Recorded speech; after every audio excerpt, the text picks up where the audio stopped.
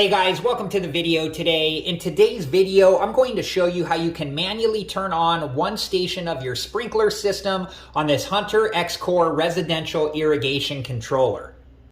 But before we begin, I wanted to let you know that I do have other videos on the Hunter X-Core residential irrigation controller and on sprinkler systems, and I'll link those videos and playlists at the end of this video. And if you're interested and have time, please check those playlists out.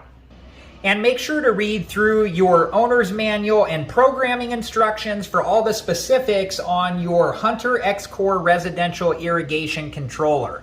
Okay, so the first thing that we're going to do is to turn the dial to the manual one station, and then from here you can use the right arrow button to select the station that you want to start.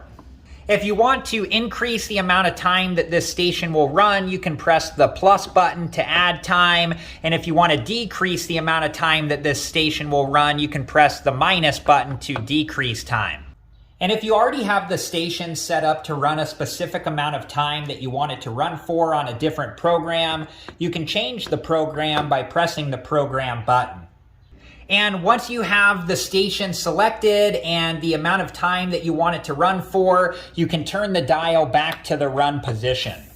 The station will now start to run, and then once it's done, the controller will go back to whatever its previously set up programs are.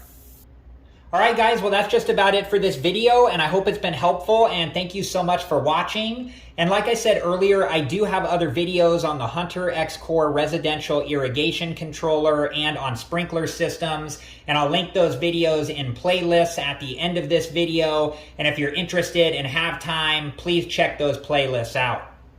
Thank you guys again so much for watching. Please like, subscribe, and comment, and I hope to see you guys in the next video. Have a good one. Thank you guys for watching. Please like, subscribe, and comment. And if you have the time, check out these other great videos.